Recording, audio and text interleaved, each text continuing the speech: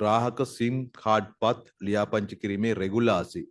සංශෝධනය කිරීම සහ 2019 8.2 දිනට පෙර ලබා ගන්නා ලද සිම් කාඩ් පත්වල අදාළ ග්‍රාහක තොරතුරු නැවත ලියාපදිංචි කිරීම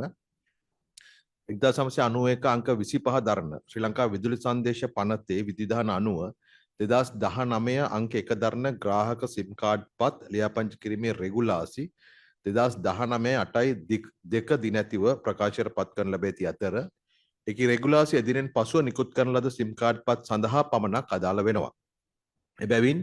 2019යි 8.2 දිනට පෙර ලියාපදිංචි වූ ඇතැම් ග්‍රාහකයන් පිළිබඳ තොරතුරු දුරකථන ක්‍රියාකරු සමාගම් සතුව නොමැති අතර ඒ හේතුවෙන්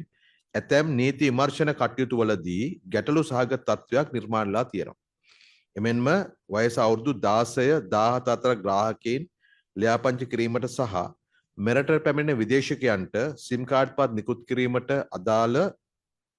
නව විධිවිධාන ඇතුළත් කරමින් දැනට ක්‍රියාත්මකව පවතින රෙගුලාසි වර්තමාන අවශ්‍යතාවයන්ට ගැළපෙන පරිදි සංශෝධනය කිරීමේ අවශ්‍යතාවය හඳුනාගත්තා.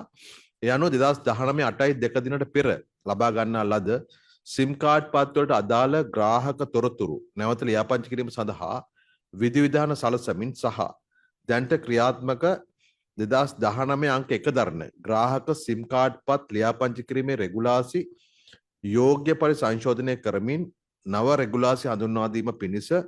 ඩිජිටල් ආර්ථික අමාත්‍යවරයා හැටියට ගරු ජනාධිපතිතුමා ඉදිරිපත් කළ යෝජනාව අමාත්‍ය මණ්ඩලය අනුමත කළා.